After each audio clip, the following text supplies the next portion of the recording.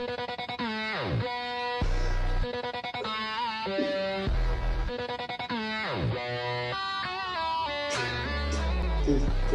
don't know what more to say. Are you not entertained? My goodness. I was planning on making a round of 32 review of all the games, but I had to talk about this one game, and maybe the Spain game.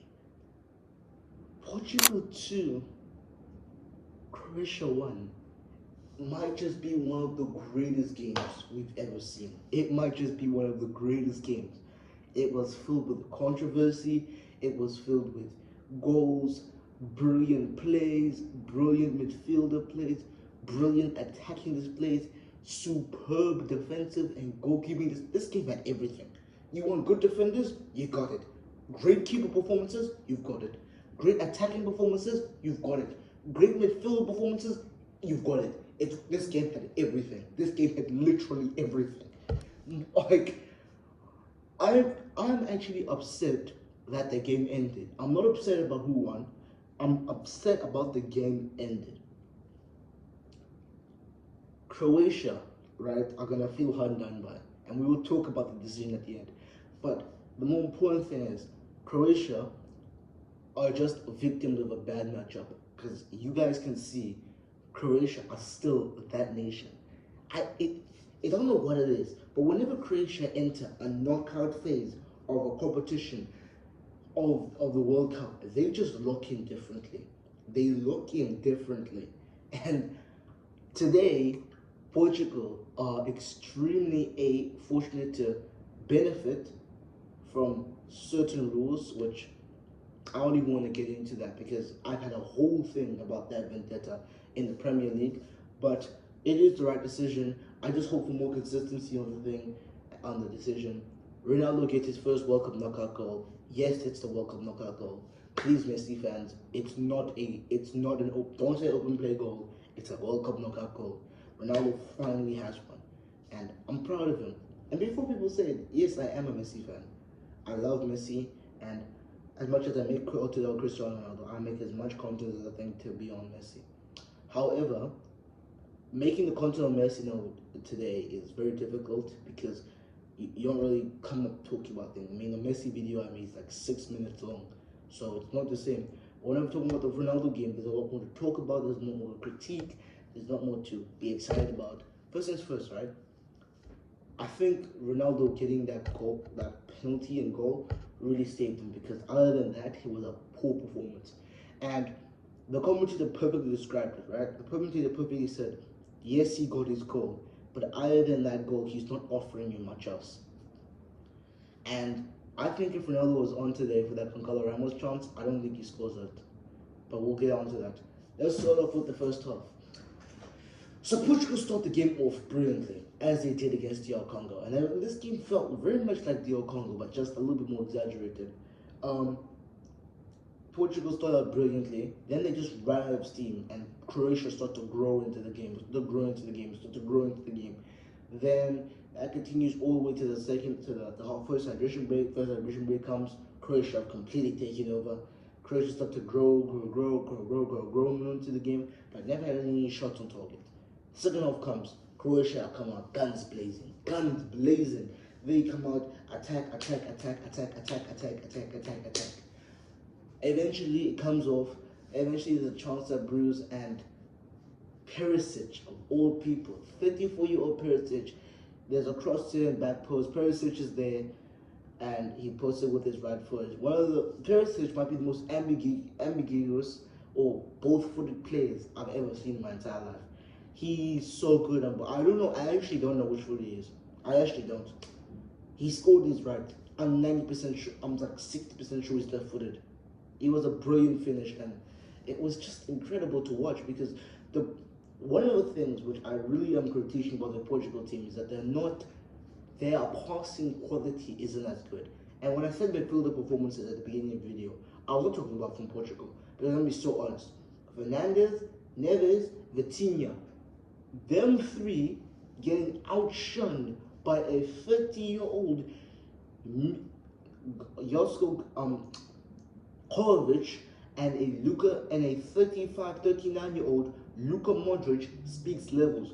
João Neves, Vitinha, and Bruno Fernandes, people consider that the three best midfielders, two of them the best midfielders in the world, and they look than a Luka Modric, than a 39-year-old Luka Modric. And the worst part about this is not a first time where the so-called best players in the world are outshunned by a midfielder.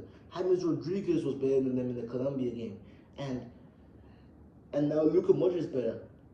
I am genuinely concerned that Portugal going to that Spain game, they might just get fried off the map, because if the midfield has a performance like that against Spain, I promise you the game is ending at 3-4-0. But aside from that, when I said attacking and defensive displays, and specifically from the goalkeeper, I want to shout out, in my opinion, Portugal's man of the match, Diego Costa. He was absolutely brilliant.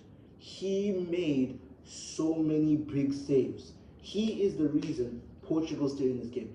If not Diego Costa today, Portugal lose, and they lose badly. They lose like 4-5-1. I'm not even joking. From an attacking display, Rafael Leão.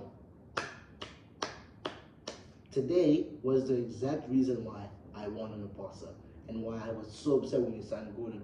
Look, Gordon is brilliant, right? But at the end of the day, right, he can't create a moment out of nothing. Rafael Leão, maybe defensively, is poor. That much we know. But offensively, I don't think there's more than two players better than this guy at left wing. And those two players are, in my opinion, Vinicius Jr. and Richard Kvaratskhelia.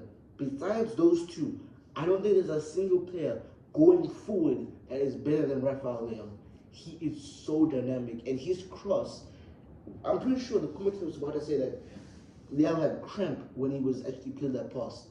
The fact he was able to deliver a cross with that much precision and that much panache is just brilliant. But let's talk about the goal, okay?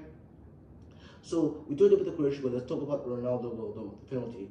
The penalty comes from a corner being taken, and Vlahovic handles Ricardo Herrera down to the ground. Manhandling, as we've always seen in the Premier League. Now, I don't think there's enough of a sample size for me. I think there's enough of a sample size, particularly at this point of the tournament, to say that this has been the actual rule that's been enforced by FIFA. And I'm really happy about it, because I'm really hoping that this rule is completely getting away. That is a penalty. It is a penalty. The only way you don't call that a penalty is through consistency of choices in all competitions. If we were going by consistency of choices in all competitions, that's not a penalty. If we're going off purely the rules, it's a penalty. So please, Messi and Ronaldo fans, it is a penalty 1,000%. Next up, the second goal.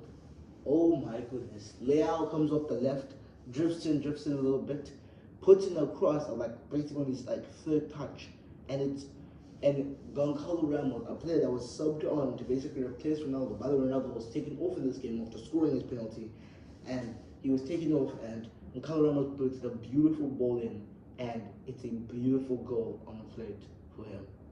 There were so many offside goals in this game. There were so many disallowed goals. But let's just get to the controversial moment, right? Croatia desperately trying to get that 7-year-old to equalize. Cross comes in. The ball is touched by a Croatian player.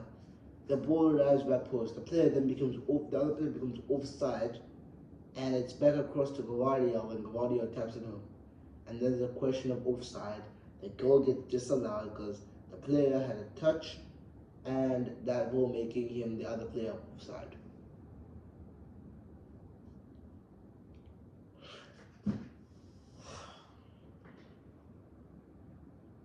I got a lot to say about that. But the most important thing I gotta say right now is this.